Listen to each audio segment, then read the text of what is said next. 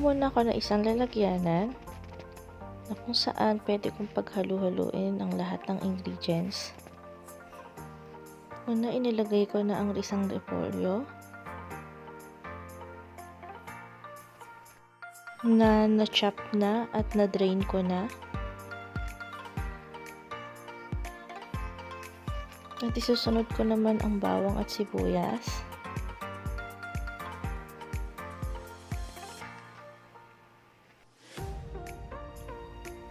Ilagay ko na rin ang pork giniling. Depende sa inyo kung gaano kadaming giniling ang gusto nyo. Sa akin, almost 1/4. At isasabay ko na rin ilagay ang paminta. Depende sa inyo guys kung ilang teaspoon na ilalagay nyo Asin.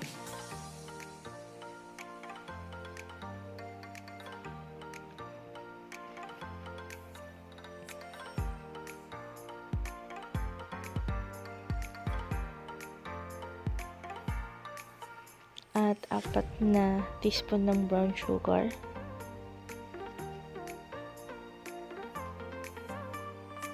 At depende din sa inyo kung gusto nyo ng matamis na lasa sa recipe nyo na to. Pero ako 4 na tablespoon lang.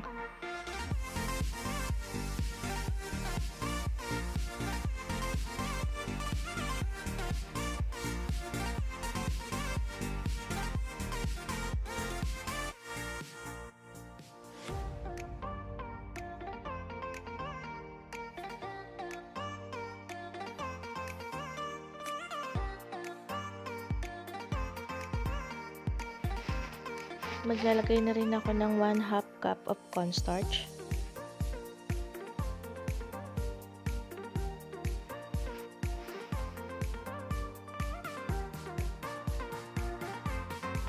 Three teaspoon of oyster sauce.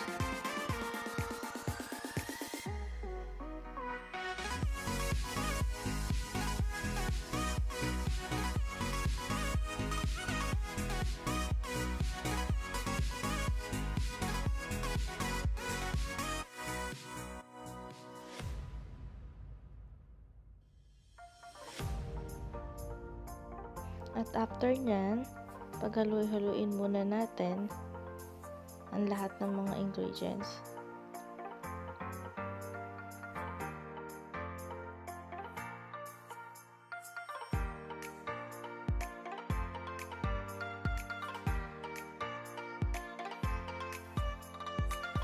Siguraduhin halong-halo mabuti ang lahat ng ingredients para pantay ang lasa.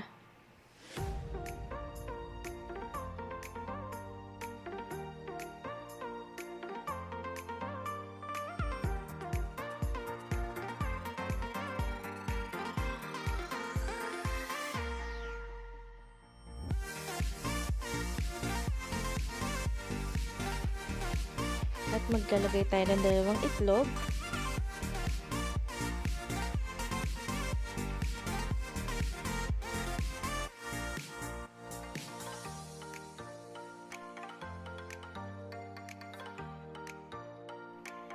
At halu-haluin lang natin sila.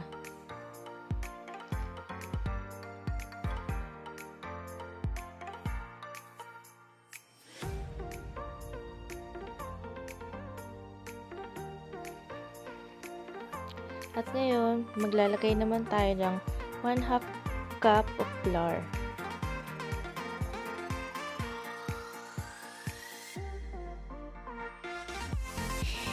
At ngayon, natapos na natin ang lahat ng ingredients at nailagay na natin silang lahat sa isang lalagyanan.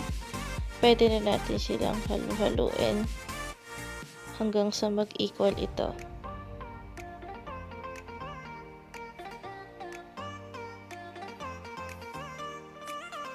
Take note, pakahalo natin mabuti para maging equal ang lasa.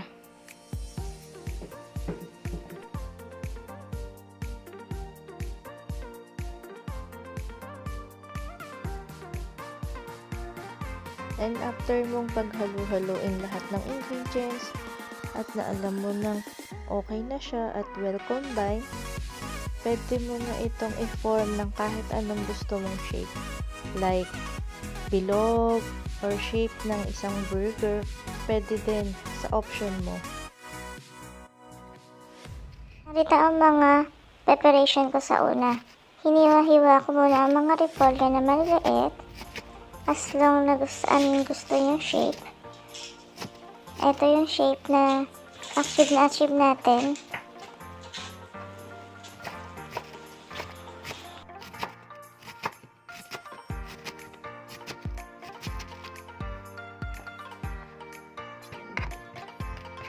After nun ay hinugasan ko muna ang mga repolyo.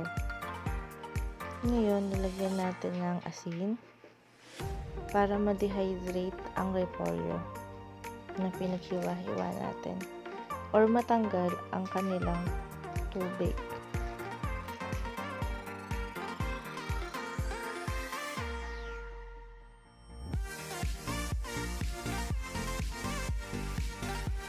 Kailangan lang natin itong lamas-lamasin upang mapabilis ang kanilang pag-dehydrate. Ayan, naglagay na ako ng asin, more asin.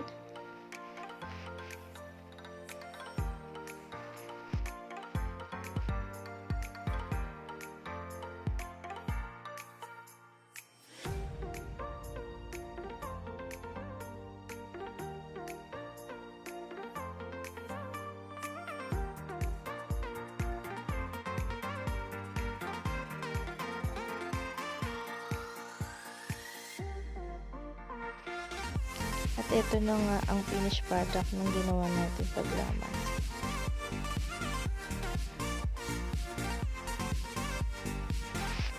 At ito nga pala yung prepared kong shape para sa pagluluto ko. Ayan, nagpainit na rin ako ng mantika sa kawali.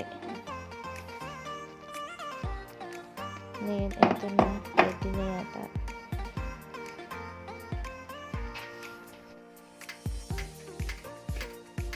Ayan, tingnan natin kung mainit na ang mantika. Medyo hindi pa yata. So, try natin yung isa. Pwede na pala.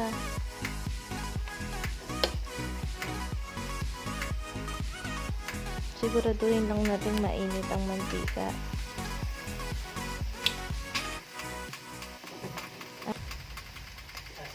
Medium heat lang mga kamisis ha, para hindi ito mabigla.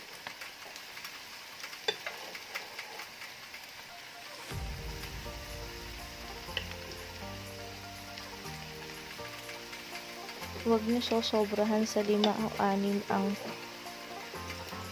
pipirutuhin nyo sa isang pan ha, para maging equal ang pagluluto.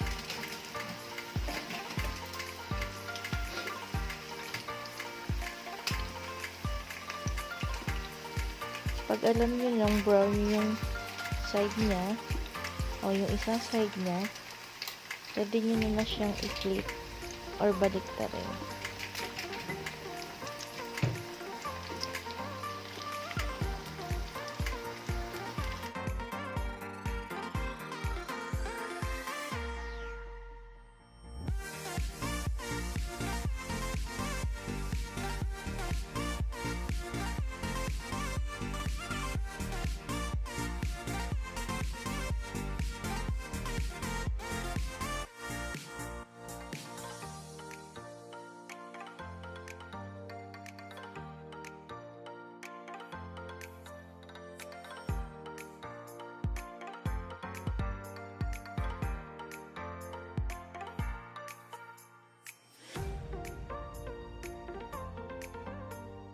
At ngayon, luto na. Pwede na natin siyang hanguin.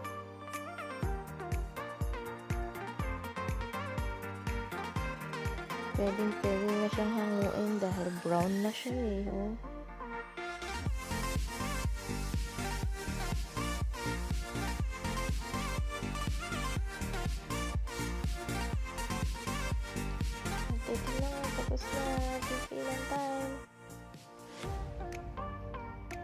Ito guys, optional lang tong sauce ko.